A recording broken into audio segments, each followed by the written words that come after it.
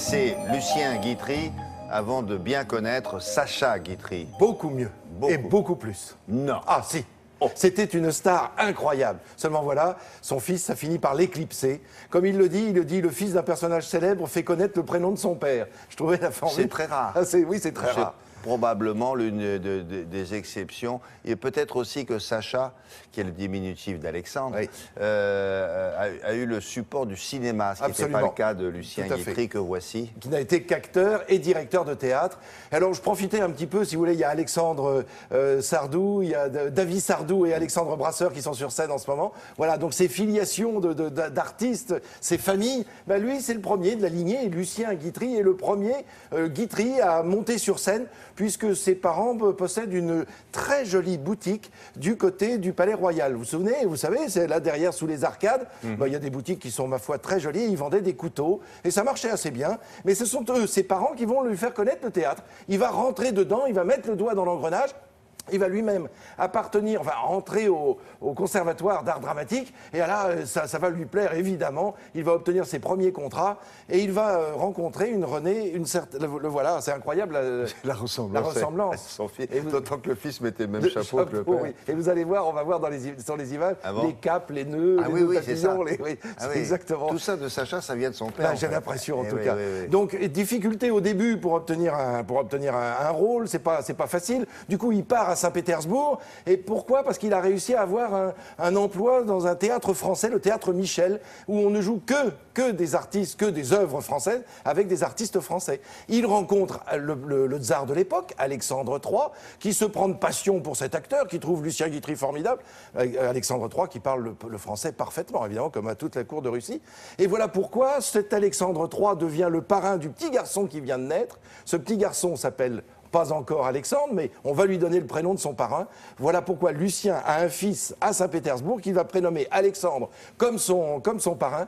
Et ce surnom, comme vous l'avez dit tout à l'heure, va devenir diminutif de qui va devenir très Sacha. célèbre. On regarde des images et puis on va découvrir ce Lucien Guitry qui est aussi célèbre que Sarah Bernard à l'époque. Regardez, photo extraordinaire. Vous avez Lucien Guitry sur la droite et évidemment le petit Sacha qui est juste à côté. Il a une dizaine d'années là. Qu'est-ce qu'il a dans les cheveux? C'est un bandeau pour tenir les cheveux, oui. Et son papa avec sa casquette, sa moustache. Alors regardez, voilà le visage de Lucien Guitry, incroyable acteur, très très célèbre en France. Il va devenir célèbre notamment au Théâtre des Variétés, au Théâtre de la Porte Saint-Martin. Lui-même va devenir directeur de théâtre, je vous le disais tout à l'heure, en 1900. Regardez la similitude, c'est incroyable. Là, avec la cape, on dirait Sacha Guitry. Eh ben, c'est exactement le même homme. Alors il y a sûrement une copie, il y a quelque chose. Ils se sont fâchés pendant à peu près une quinzaine d'années, Lucien et Sacha. Lucien Guitry dirigeait, là on le voit, pardon j'interromps, mais on le voit avec une jeune comédienne et ils font des répétitions dans son jardin. Alors il porte une fausse moustache évidemment qui correspond un peu, oui absolument, à celle de son rôle.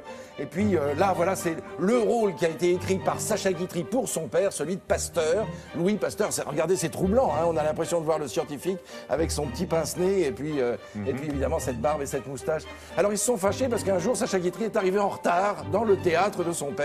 Il est arrivé avec 10 minutes de retard. Donc à la sortie de scène, son père lui a fait transmettre un petit billet en disant « Vous avez une punition de 100 francs ». Or, il gagnait 10 francs par soir. Ça veut dire qu'il lui enlevait un tiers de son salaire du mois. Et ça, Sacha Guitry ne l'a pas accepté. Et ils se sont fâchés pour ça pendant 15 ans. Ils se sont retrouvés, finalement, ils sont tombés dans les bras l'un de l'autre. Et là, on voit en 1931, c'est-à-dire après la mort de Lucien, on dévoile un buste, celui de Lucien, justement, avenue Élysée-Reclus, là où il y avait le célèbre hôtel particulier. Pardon? Je cherche, il n'y est plus. Non, il n'y est plus, non. Tristan Bernard. Oh là qui dit, un ami intime de Lucien Guitry, qui est venu lire quelques mots. Alors ça, évidemment, tout ça, ça fait partie de ces auteurs qui étaient dans l'environnement familial de Sacha et de Lucien Guitry. Il a écrit d'autres pièces pour son père et lui. Alors, ils ont joué ensemble? Non, ils n'ont pas joué ensemble. Ils n'ont pas joué ensemble. C'est peut-être regrettable, mais en tout cas, voilà, la grande pièce qu'il lui a écrite, c'était Pasteur. Parce il y a une pièce de Guitry entre deux hommes, un père et un fils. C'est Mon père ou quelque chose comme ça, c'est un intitulé comme ça. Et c'est un coup de chapeau, évidemment, un coup de chapeau à son père, qui était pour lui le plus grand comédien de son temps, et puis le plus grand directeur. Mon père avait raison. Ou peut-être Mon père avait raison. C'est possible que ce soit... Vous êtes sûr que c'est de Sacha Guitry? Mon père avait raison. Oui, peut-être. Ouais. On regarde ça et à cette heure-là, je peux rien vous garantir, mais on vous le dit tout de suite. Non, vous avez sans doute raison. Vous avez sans doute raison. Mon père avait raison, je crois bien.